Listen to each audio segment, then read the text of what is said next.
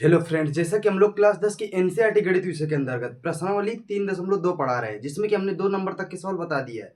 तो आज की इस वीडियो में हम लोग सवाल नंबर 3 को बताने वाले हैं एकदम बेसिक तरीके से। तो जो इस टाइप के हमारे लैंग्वेज वाले सवाल हैं, इनकी अगर आप लैंग्वेज समझ गए, तो अगर आपने लैंग्वेज समझ कर समीकरण बना लिया तो सवाल एकदम आसान हो जाता है। तो आइए सवाल नंबर 3 को एकदम आसान तरीके से देखते हैं। तो सवाल नंबर हमारा 3 क्या कह रहा है? दो संख्याओं का अंतर 26 है, एक संख्या दूसरी संख्या की 3 गुनी है, उन्हें ज्ञात कीजिए। दो संख्याओं का अंतर 26 है, एक संख्या दूसरी संख्या की 3 गुनी है, उन्हें ज्ञात कीजिए।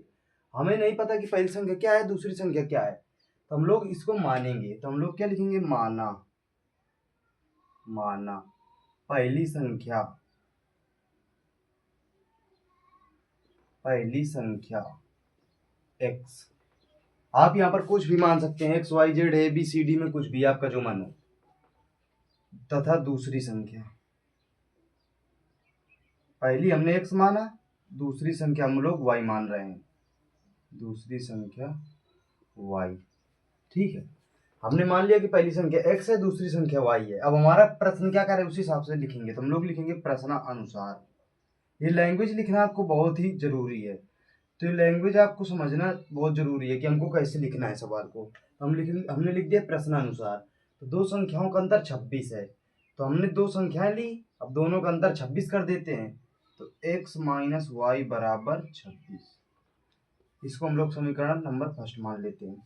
दो संख्याओं का अंतर 26 है, हमारी पहली संख्या हमने x माना, दूसरी संख्या y माना, दोनों घटाकर प्रश्नानुसार हमने 26 कर दिया। अब फिर अगली बार क्या कह रहा है, तो हम फिर से लिखेंगे कि पुनः प्रश्नानुसार, पुनः प्रश्नानुसार। फिर कह रहा है एक संख्या दूसरी संख्या की 3 गुनी है, तो हमारी पहली संख्या x थी, तो एक संख्या, ये देखो दूसरी पहली संख्या है, दूसरी संख्या, तो एक संख्या दूसरी संख्या की 3 गुनी है, तो इसमें हमने 3 का गुणा कर दिया। एक संख्या, मान लो पहली संख्या दूसरी संख्या की 3 गुनी है, तो देखो पहली संख्या बराबर दूसरी संख्या, अब ये पहली संख्या, तो यहाँ पर 3 का गुणा कर दिया, तो ये 3 गुना हो गया। इसको हम लोग समीकरण नंबर 2 मान लेते हैं। अब हम लोग इसको चाहे प्रतिस्थापन विधि से कर ले, चाहे विलोपन विधि से कर ले। तो आइए इसको प्रतिस्थापन विधि से कर लेते हैं, क्योंकि ये देखो यहाँ पर x का मान पहले से निकलाया रखा है, तो यहाँ पर केवल रखना है। तो हम लोग यहाँ लिखेंगे x का मान समीकरण 1 में रखने पर।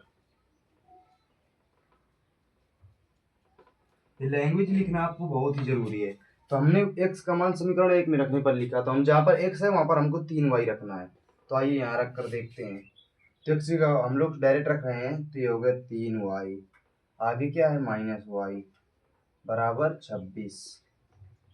अब 3y में एक y जाएगा तो कितना बचेगा? 2y बराबर 26। अब गुणे वाली संख्या हमेशा बटे में जाती है, 26/2, इसको काटोगे तो कितना आ जाएगा? 13।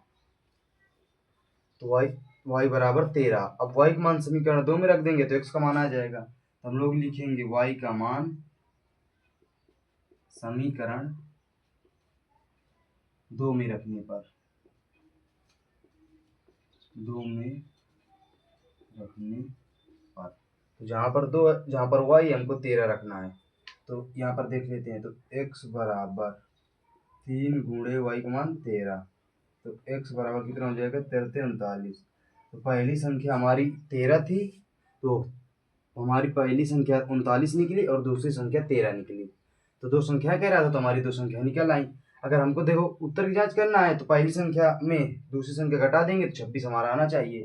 तो 39 माइनस 13, तो 9 में 3 गए 6, 1 2 3 में 1 गया 2। तो देखो उनका अंतर भी 26 है, एक संख्या दूसरी संख्या की 3 गुनी भी है। तो इस तरीके के लैंग्वेज वाले सवाल अगर आप समीकरण बना लेंगे तो एकदम आसानी से कर लेंगे।